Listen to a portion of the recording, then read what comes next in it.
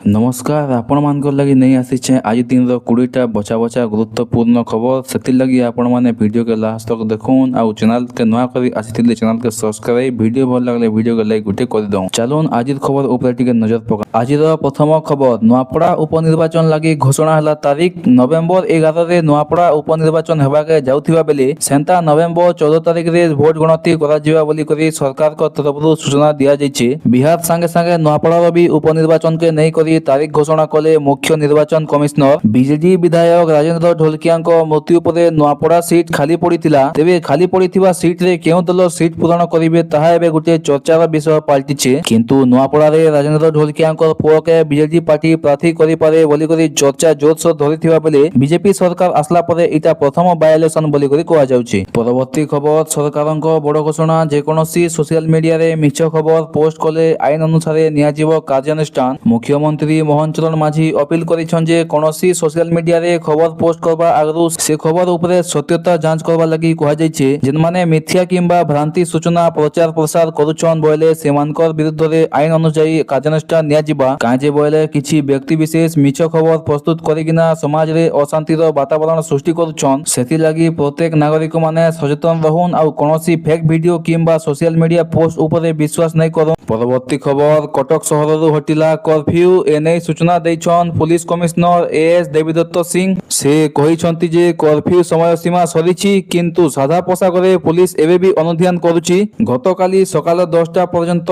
Curfew कटकणा थिला। कटकर 13टी थाना अंचल रे कर्फ्यू लागू होइतिबा बेले लगातार 36 घंटा कर्फ्यू लागू होइतिला किंतु एबे कर्फ्यू को हटाई दिया जायछि। आगामी समय रे दुकान बाजार खोलिबा चलप्रचल स्वाभाविक हेबा सरकार का तरफरु सूचना दिया जायछि। किंतु जदि पुणी कोनोसी अप्रीतिकर परिस्थिति सृष्टि होए तेबे पुणी पुलिस कार्यानुष्ठान नहीं पारे बोली सरकार का तरफरु सूचना दिया जायछि। परवर्ती खबर बिहार निर्वाचन को नहीं आसिला बड़ खबर। निर्वाचन कमिशन आज बिहार विधानसभा निर्वाचन पई तारीख घोषणा करिसंती। निर्वाचन दुईटी पर्याय रे अनुष्ठित हेबो एवं फलाफल घोषणा करा जिवो। प्रथम पर्याय निर्वाचन नवेम्बर 6 रे हेबो एवं द्वितीय पर्याय निर्वाचन नवेम्बर 11 रे अनुष्ठित हेबो। मतदान शेष हेबा परे नवेम्बर 14 रे भोट गणना करा जाई फलाफल घोषणा करा जिवो। बिहार रे दुईटी पर्याय रे मतदान हेबा सह प्रथम पर्याय रे 121टी आसन एवं द्वितीय पर्याय रे 122टी आसन पई नामांकन दाखल हेबो। प्रथम पर्याय पई 17 अक्टोबर सुधा एवं द्वितीय पर्याय पई 20 अक्टोबर सुधा नामांकन दाखल करा जिवो। परवर्ती खबर सरकारक बड़ घोषणा शीघ्र आसीबो जलवायु आधारित बीमा। बन्याग्रस्त अंचल को मिलिबो सरकारी सहायता। ग्रीष्म प्रवाह और बन्या भली चरम जलवायु संपर्कित घटना नियमित व्यवधान रे घटुची। से भली घटना रे प्रभावित हेउथिबा लोकमानंकु बीमा सुरक्षा प्रदान करिबा उपरे सरकारक विचार चलिछि। एक देशव्यापी जलवायु आधारित बीमा योजना आनिबा पई केंद्र सरकार बीमा कंपनी गुडिक सह आलोचना करुथिबा जणा पड़िछि। उदाहरण स्वरूप वृष्टिपात तापमात्रा एवं पवनर बेग आदिर एक निर्दिष्ट स्तर को मानदंड भाव ग्रहण करा जिवो। कोनोसी स्थान रे जदि जलवायु संपर्कित घटना सही मानदंड अतिक्रम करिवो तेबे बीमाभुक्त लोकमानंकु बीमा राशि प्रदान करा जिवो सरकारक द्वारा। परवर्ती खबर सुना दर वृद्धि को नहीं आसिला आउ एक बड़ खबर। भुवनेश्वर रे सुना दर प्रतिदिन नया रेकर्ड स्तर अतिक्रम करुछि। सोमवार भुवनेश्वर रे 22 कैरेट सुनार 10 ग्राम पिछा 1250 टंका वृद्धि पाई 1,10,700 टंका रे होइछि। सही समय रे 24 कैरेट सुनार दाम 1370 टंका वृद्धि पाई 1,20,770 टंका रे पहुंचिछि। आज रूपा केजी 2000 टंका महंगा होई 1,69,000 टंका होइछि। परवर्ती खबर गतकाली ठारू आरंभ होला कार्तिक व्रत। श्रीक्षेत्र रे संकल्प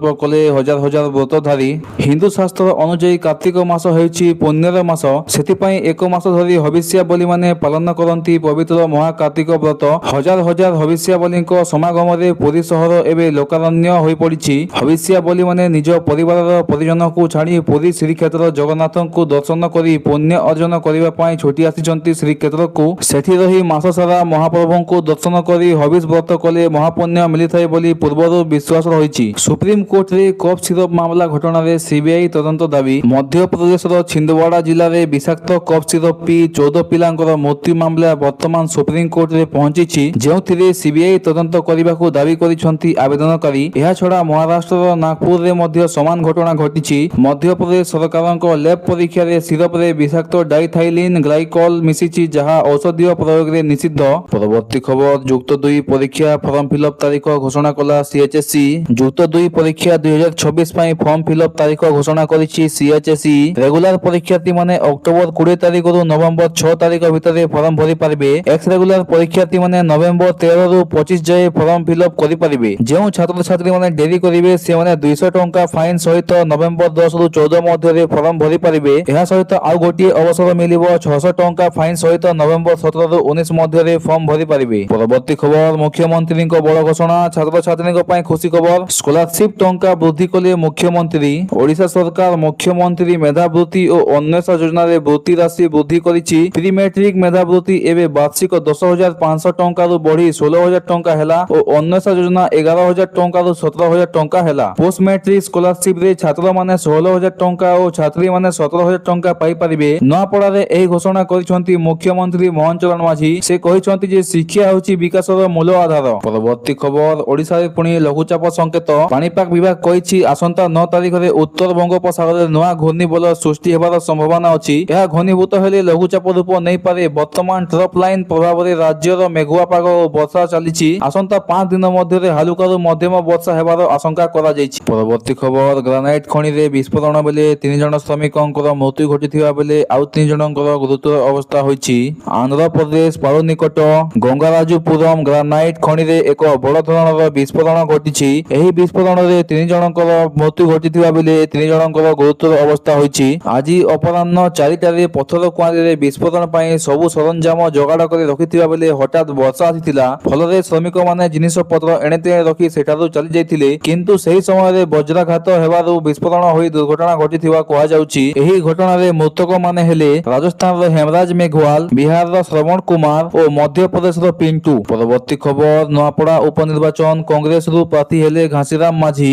ନୂଆପଡ଼ା ଉପନିର୍ବାଚନ ପାଇଁ ପ୍ରଥମ ଦଳ ଭାବେ କଂଗ୍ରେସ ପ୍ରାର୍ଥୀ ଘୋଷଣା କରିଛି। ଘାସିରାମ ମାଝୀଙ୍କୁ ଦଳ ପ୍ରାର୍ଥୀ କରିଛି। ଶ୍ରୀ ମାଝୀଙ୍କୁ ଦଳର ପ୍ରାର୍ଥୀ ଭାବେ ଏଆଇସିସି ପକ୍ଷରୁ ନାମ ଘୋଷଣା କରାଯାଇଛି। ଆସନ୍ତା ନଭେମ୍ବର 11 ତାରିଖରେ ନୂଆପଡ଼ା ଉପନିର୍ବାଚନ ପାଇଁ ମତଦାନ ଗ୍ରହଣ କରାଯିବ। ଏଥିପାଇଁ କଂଗ୍ରେସ ପ୍ରସ୍ତୁତି ଆରମ୍ଭ କରିଦେଇଛି। ନୂଆପଡ଼ା ଜିଲ୍ଲା କଂଗ୍ରେସ କମିଟିର ସଭାପତି ଘାସିରାମ ମାଝୀଙ୍କୁ ଦଳୀୟ ପ୍ରାର୍ଥୀ କରିବା ପାଇଁ ସୋମବାର ପିସିସି ସଭାପତି ଭକ୍ତଚରଣ ଦାସ ଓ ପିସିସିର ରାଜନୈତିକ ବ୍ୟାପାର କମିଟିର ସର୍ବସମ୍ମତ ପ୍ରସ୍ତାବରେ ମଙ୍ଗଳବାର ମୋହର ଲଗାଇଛି। ପରବର୍ତ୍ତୀ ଖବର ନୂଆପଡ଼ାରେ ମୁଖ୍ୟମନ୍ତ୍ରୀଙ୍କ ବଡ଼ ଘୋଷଣା ଖରିଆର ରୋଡକୁ କଲେ ପୌର ପରିଷଦ ଘୋଷଣା। ନୂଆପଡ଼ାରେ ମୁଖ୍ୟମନ୍ତ୍ରୀ ମୋହନ ଚରଣ ମାଝୀଙ୍କ ବଡ଼ ଘୋଷଣା। ସେ ମିନି ଷ୍ଟାଡିୟମରେ ଆୟୋଜିତ ଏକ ସଭାରେ ଖରିଆର ରୋଡକୁ ପୌର ପରିଷଦ ଏବଂ କମନା ଓ ସିନାପାଲିକୁ ବିଜ୍ଞପିତ ପରିଷଦର ମାନ୍ୟତା ଦିଆଯିବା ନେଇ ଘୋଷଣା କରିଛନ୍ତି। ଏହି ଅବସରରେ ମୁଖ୍ୟମନ୍ତ୍ରୀ ମୋହନ ଚରଣ ମାଝୀ 1100 କୋଟି ଟଙ୍କାର ବିଭିନ୍ନ ପ୍ରକଳ୍ପ ଉଦ୍ଘାଟନ ତଥା 957ଟି ନୂଆ ପ୍ରକଳ୍ପ ଶିଳାନ୍ୟାସ କରିଛନ୍ତି। ପରବର୍ତ୍ତୀ ଖବର ଖାଉଟିଙ୍କୁ ମିଳୁନି ଜିଏସଟି ହ୍ରାସ ସୁବିଧା। ପୁରୁଣା ଦରରେ ବିକ୍ରି ହେଉଛି ସାମଗ୍ରୀ। ଜିଏସଟି କମିବା ନେଇ ସରକାରଙ୍କ ଘୋଷଣା ପରେ ଆଶା ଥିଲା ଖାଉଟିମାନେ ଆଶ୍ୱସ୍ତି ଲାଭ କରିବେ। ଦରଦାମ କମିବ, ଲୋକଙ୍କ ପକେଟ ଉପରେ ଯେଉଁ ମହଙ୍ଗା ମାଡ଼ ବାଜୁଥିଲା ସେଥିରୁ ମୁକ୍ତି ମିଳିବ। କିନ୍ତୁ ସଂଶୋଧିତ ଜିଏସଟି ଲାଗୁ ହେବାର ପ୍ରାୟ 2 ସପ୍ତାହ ବିତିଗଲାଣି। ହେଲେ ବି ଏଯାଏ ଅଧିକାଂଶ ଗ୍ରାହକଙ୍କ ନିକଟରେ ଏହାର ସୁବିଧା ପହଞ୍ଚି ପାରିନି। ଲୋକାଲ ସର୍କଲ ପକ୍ଷରୁ ହୋଇଥିବା ଏକ ସର୍ଭେରେ ଏଭଳି ଚିନ୍ତାଜନକ ତଥ୍ୟ ସାମ୍ନାକୁ ଆସିଛି। ପରବର୍ତ୍ତୀ ଖବର 2025ରେ ମେଡିସିନ ନୋବେଲ ପୁରସ୍କାର ଘୋଷଣା। ମିଳିତ ଭାବେ 3 ଜଣ ବୈଜ୍ଞାନିକଙ୍କୁ ମିଳିବ ସମ୍ମାନ। ସୋମବାର ଦିନ ପ୍ରଥମ ନୋବେଲ ପୁରସ୍କାର ଘୋଷଣା କରାଯାଇଥିଲା। ମେଡିସିନରେ ନୋବେଲ ପୁରସ୍କାର ପାଇଁ 3 ଜଣ ଡାକ୍ତରଙ୍କୁ ମିଳିତ ଭାବରେ ଏହି ସମ୍ମାନ ପ୍ରଦାନ କରାଯାଇଛି। ଆମେରିକାର ସିଆଟଲ ସହରରେ ରହୁଥିବା ମେରି ଇ ବ୍ରୁଙ୍କୋ, ସାନ ଫ୍ରାନ୍ସିସ୍କୋର ଫ୍ରେଡ ରାମସେଡେଲ ଏବଂ ଜାପାନର ସିମୋନ ସାକାଗୁଚିଙ୍କୁ ଏହି ପୁରସ୍କାର ପ୍ରଦାନ କରାଯାଇଛି। ପରବର୍ତ୍ତୀ ଖବର ସିନିୟର ଟିମରେ ବୈଭବଙ୍କୁ ସାମିଲ କରିବା ପାଇଁ ଆରଆର ହାଇ ପରଫରମାନ୍ସ ଡାଇରେକ୍ଟରଙ୍କ ପରାମର୍ଶ।